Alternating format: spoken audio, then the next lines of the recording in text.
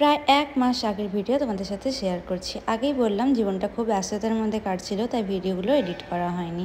গত ১২ই মে আমরা গিয়েছিলাম তারাপীঠ, যদিও প্রথমবার আমরা তারাপীঠ গিয়েছিলাম মায়ের দর্শন করার জন্য। তো আগের দিন রাত্রেবেলায় আমরা মোটামুটি তারাপীঠ পৌঁছে গিয়েছিলাম। ওখানে গিয়ে আমরা রুম রেন্টও নিয়ে নিয়েছিলাম, ওখানেই ছিলাম। আর সকাল সকাল পুরো স্নান করে রেডি হয়ে আমরা চলে গিয়েছিলাম মা তারার দর্শনে। আর আমরা যেখানে ছিলাম ওখান থেকে মাত্র ৪ থেকে ৫ মিনিট ওয়াকিং ডিস্টেন্সেই কিন্তু মা তারার মন্দিরটি ছিল। এবার মা তারার মন্দিরে কিন্তু অনেকগুলি গেট আছে, আমরা যদিও সেকেন্ড গেট দিয়ে ঢুকেছিলাম। তো সকাল সকাল হাঁটতে হাঁটতে আমরা মা তারার মন্দিরের ওখানে পৌঁছে গিয়েছিলাম। আর ওখানে গিয়ে আমরা ওখান থেকে সমস্ত পুজোর সামগ্রী কিনবো।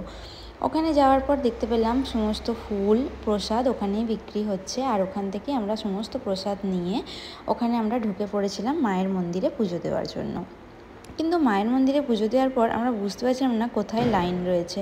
কিন্তু এর আগে আমরা অনেক ভিডিও বা অনেকজনকার কাছ থেকে গাইড পেয়েছিলাম এখানে ভিআইপি লাইন রয়েছে এবং জেনারেল লাইন রয়েছে। কিন্তু সত্যি কথা বলতে কি, জেনারেল লাইনে প্রচণ্ড ভিড় থাকে, আর অতক্ষণ জানি না কতক্ষণে হচ্ছে যে পুজো হবে।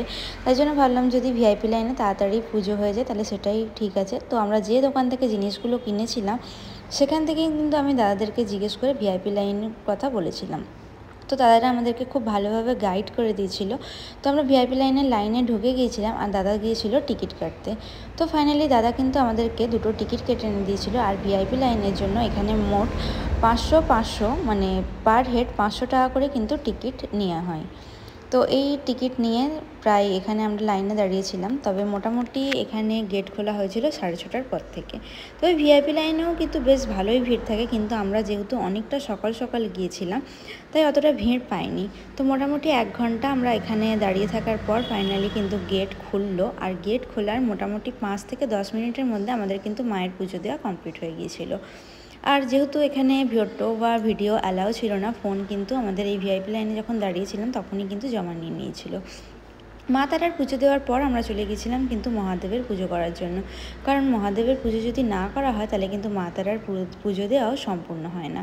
তো মহাদেবের পুজো দেওয়ার পর আমরা কিন্তু বেরিয়ে গিয়েছিলাম, কিন্তু এখানেও আমার ভয়েসগুলো একদম ক্লিয়ার হচ্ছিল না।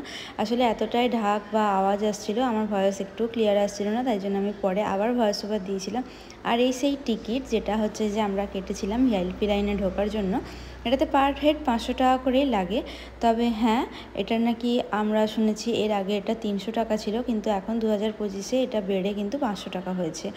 এছাড়াও কিন্তু ১০০০ টাকারও লাইন রয়েছে, আরও অন্যান্য রকম লাইন রয়েছে। তবে হ্যাঁ, এখানে একটা রেড কার্ডের লাইন রয়েছে, মানে যেটা পালি পুজো যাদের বলা হয় তাদের লাইন, মানে যাদের পালির কার্ড থাকে তারাই কিন্তু এই লাইনে যেতে পারে। তবে হ্যাঁ, এখানে তারপরেও দেখো সমস্ত দোকান কিন্তু মোটামুটি এখন খুলে গেছে। আর আমরা যখন বেরিয়েছি তখন প্রায় ভোর ৬:৪৫ মতন বাজে। সমস্ত দোকানগুলো খুলে গিয়েছিলো, তবে অনেক অনেক দোকান এখনও কিন্তু খোলেনি। তো ফাইনালি আমাদের পুজো দেওয়ার পর এখানে দেখতেই পাচ্ছ কত বড় বড় লোটাস মানে মালাগুলো রয়েছে ঠাকুরকে দেওয়ার জন্য। আমিও যদিও একটা পদ্মের মালা ঠাকুরকে দিয়েছিলাম।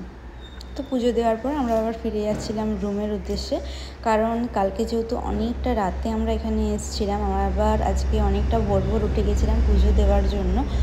আর এর আগের দিন আমার নাইট ডিউটি ছিল, ওরও ডিউটি ছিল, তো আমরা অনেক দিন ধরেই রাত জাগা ছিল মোটামুটি।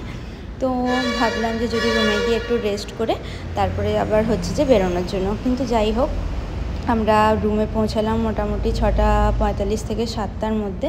তো রুমে পৌঁছে আবার ফ্রেশ হয়ে আমি কিন্তু ঘুমিয়ে পড়েছিলাম। তো ঘুম থেকে উঠে ভেবেছিলাম হয়তো একটু পাশাপাশি কিছু জায়গাগুলো ঘুরতে যাবো বলে, কিন্তু সেই জায়গাগুলো আর ঘোরা হয়নি, কারণ শরীরটা একদম ভালো ছিল না। আর ওই জন্য না ঘুরে আমরা কিন্তু একদম বেরিয়ে পড়ছিলাম বাড়ি ফেরার উদ্দেশ্যে। আর ফাইনালি রাস্তাতে একটা রেস্টুরেন্টের মতন পেয়ে গিয়েছিলাম, কারণ অনেকগুলোই কিন্তু দোকান দেখেছিলাম, কোথাও কিন্তু তেমন ভালো খাবার পাওয়া যাচ্ছিল না। তাই জন্য একটা এই যে ছোটোখাটো রেস্টুরেন্ট পেয়েছিলাম ওখানে কিন্তু ঢুকে গেছিলাম। আর এখানে একদম আমরা সাদামাটা ঘরোয়া খাবারই খেয়েছিলাম। আমরা খেয়েছিলাম ভাত, আর এখানে মুগের ডাল ছিল, আর ঝুরি আলু ভাজা, আর ও নিয়েছিল আলুর দম। যেহেতু শরীর ভালো ছিল না তাই ভেজ আইটেমই খেয়েছিলাম।